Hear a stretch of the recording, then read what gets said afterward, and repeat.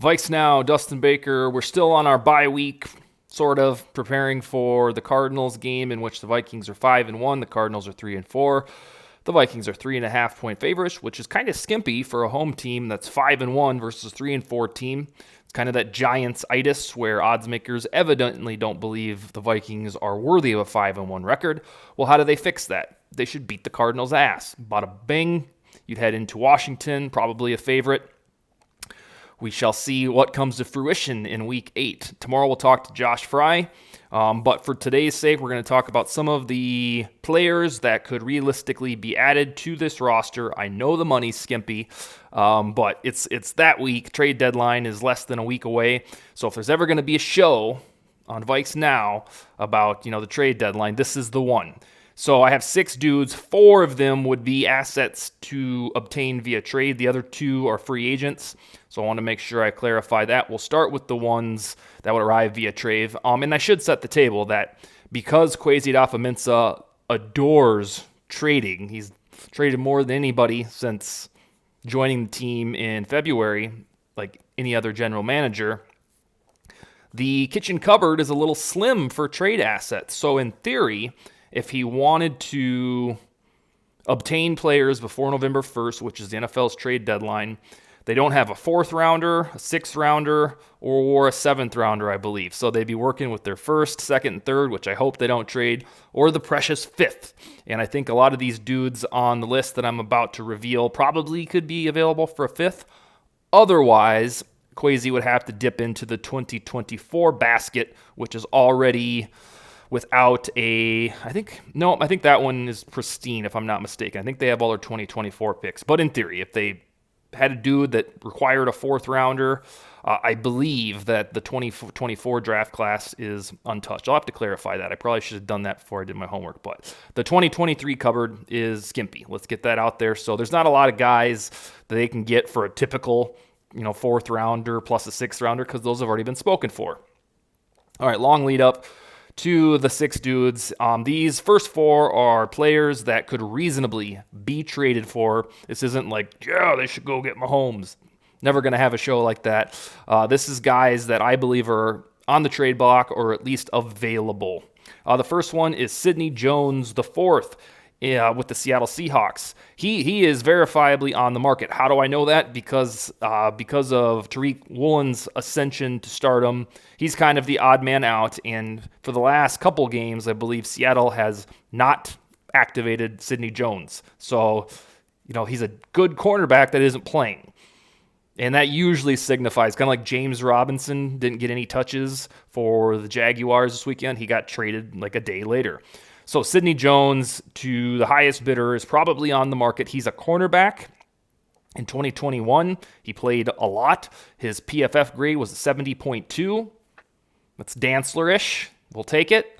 And he was a 2nd-round pick in 2017, so he's got that backbone of a high draft pick, and he's only 26 years old. And the reason I would recommend exploring a trade for him, maybe for that 5th rounder that's left in the piggy bank, isn't because I believe Dantzler and Peterson suck, nor should they be benched, but you'll kind of see a theme here in the next 2 or 3 dudes. You have to get deep for a playoff run. So on Sunday, Dantzler and Peterson could be lost for the season. They could both get hurt. Then you're down to, oh boy, Caleb Evans, Andrew Booth, unproven, and Chris Boyd. So right now, things are decent at cornerback because Dantzler and Peterson are hurt, but just like Mike Zimmer always said, these CBs always get injured. So finding Jones or one of these next 2 dudes is a contingency plan in the event Peterson, who's 33, 34, gets injured, or even Dantzler, who's prone to, many MINI injuries, I think last year a little bit. So obtaining Jones and the next 2 guys is to prepare for inevitable cornerback injuries. And Jones, I believe, is an outside cornerback, so he would fill the role of, all right, Peterson's got a bad hamstring. He's out for 3 weeks. Oh, cool. We've got Sidney Jones. That's the mindset, and hopefully he'd be available for fifth or next year's sixth. The next one is a slot corner, Sean Murphy-Bunting for the Tampa Bay Buccaneers. He is underutilized within Tampa Bay's defense. Tampa Bay's going through a lot of, I guess, growing pains, would you call it that? Or just flat out, they got to find themselves before the playoffs start. Thankfully, the division sucks, so they should be in a good spot if you care about them to rectify Brady's presumably final season. But Sean Murphy-Bunting is the Chandon Sullivan type guy. He was drafted in the second round of the 2019 NFL draft. He's kind of in the 60s for PFF grades, so he's not quite as good as Sidney Jones would be on the outside. But unless the stats lie or the tape lies, he's a little bit better than Chandon Sullivan, who, let's be honest, has struggled a bit since coming over to the Vikings. Murphy-Bunting is 25 years old, and as a slot corner, I would foresee him either stealing Sullivan's job, being there in case Sullivan gets hurt, or simply being deeper just to be deeper for a probable playoff push. But he's not doing much in Tampa Bay. He was once kind of one of their next big things, but he's another guy that shouldn't be too expensive, and I'm sure Kwesi could make the money right, even though the Vikings are ranked last in available cap space. So Sidney Jones, cornerback, Sean Murphy-Bunting, cornerback. I got one more cornerback, surprise, surprise. There's a theme on VikesNow on Tuesday. This guy is actually on the market. It has been announced by the Washington Commanders that William Jackson III is on the market, and he wants out. He doesn't want to play there anymore. I don't blame him. Was it Chris Cooley over the weekend? They had their salute to Commanders alumni, and he didn't want to be a part of it. And then when the Packers lost to them, they had signs in the stand that said, "Sell the team, Mr. Snyder," and the Commanders made him take those signs down. That's how things are going. But bless their heart, they beat the Packers. We'll take it. The Packers are now 3-4, thanks to Taylor Heineke, who used to play for the Vikings. A wild tangent there. Let's get back to William Jackson. He was a first rounder in the 2016 NFL draft. That's the one where Laquan Treadwell joined the Vikings. In 2018 and in 2020, respectively, he had a Pro Football Focus grade north of 70. So he's got it in his DNA to be productive. He's 29 years old, so he isn't as young as Jones or Murphy-Bunting, but he's another one since he's not being used in Washington. They're not very good in general. He wants out. All of the factors are there that he should be traded. You start looking around the landscape of the NFL and you say, which playoff team needs cornerbacks?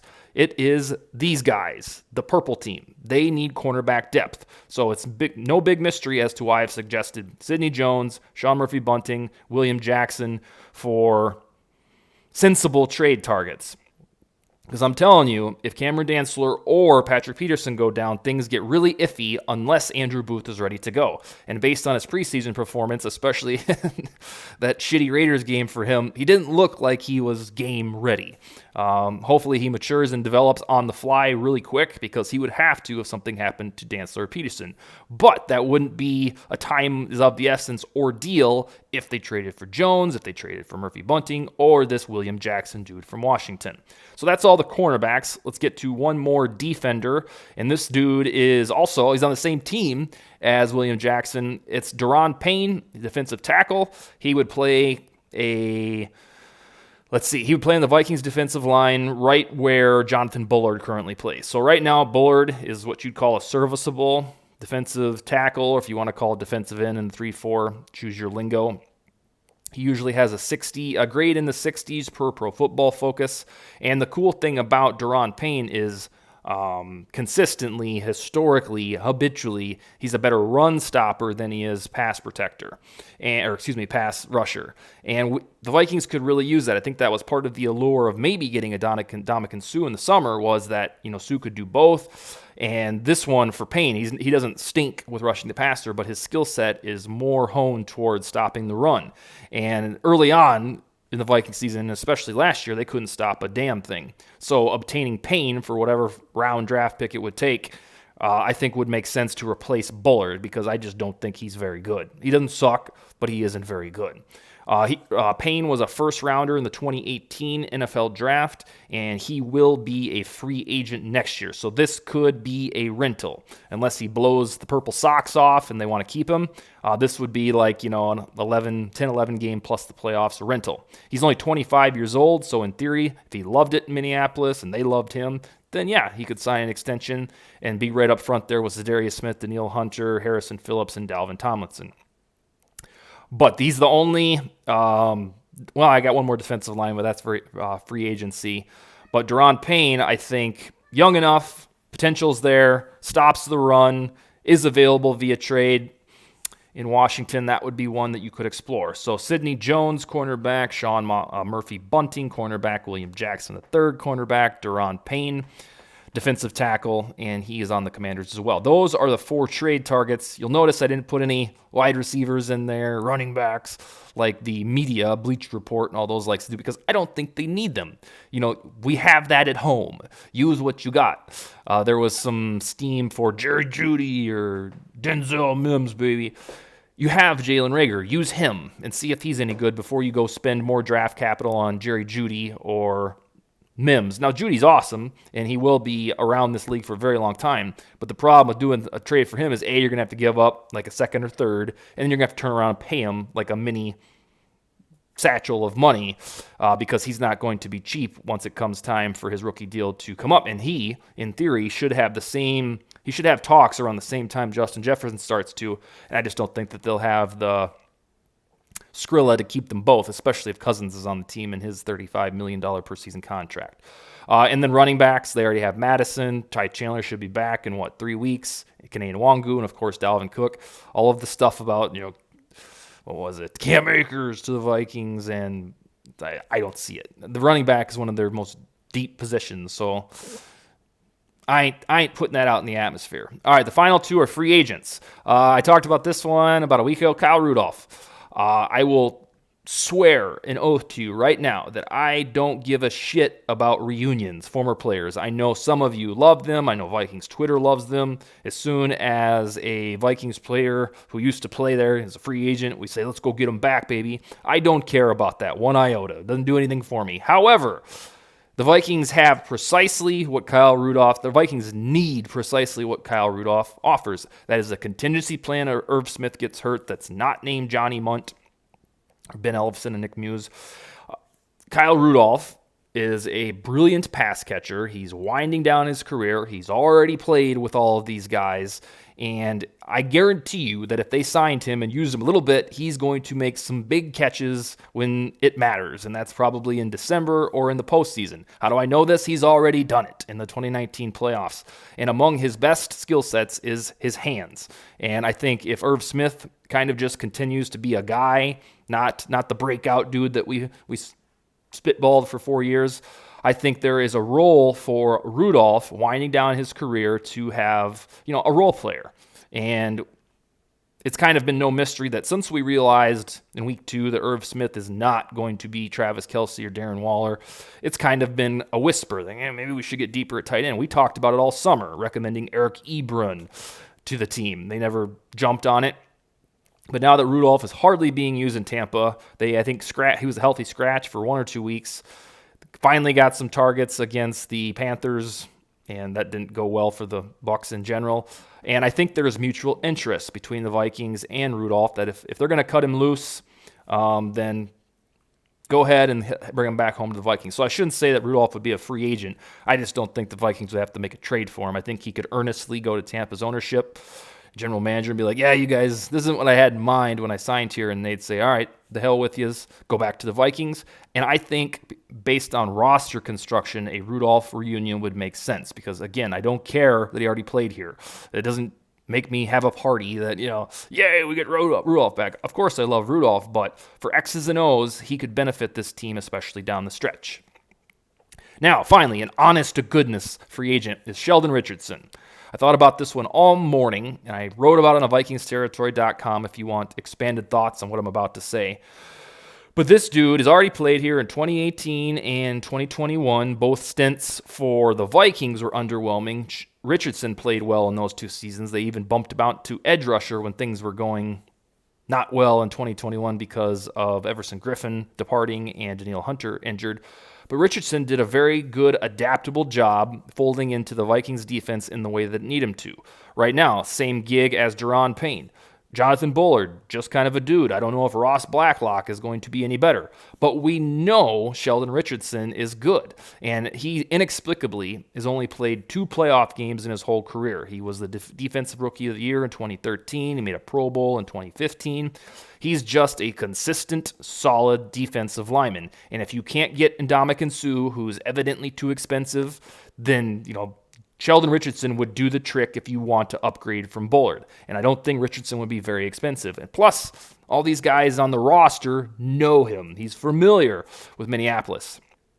And the final kicker on getting deeper, replacing Bullard, signing Sheldon Richardson is that he and Kwesi Adofo-Mensah worked together for the Cleveland Browns in the 2020 season. So, in theory, there should be a quasi-relationship between the two, and I think Sheldon Richardson, if added, I have no idea if they're even talking to him. I know that they're interested in Rudolph. I don't know if they're interested in Sheldon Richardson, but I think the formation of Zadarius Smith, Dalvin Tomlinson, Harrison Phillips, Sheldon Richardson, Danielle Hunter, heading into a playoff push makes a lot more sense than Bullard at that Sheldon Richardson spot.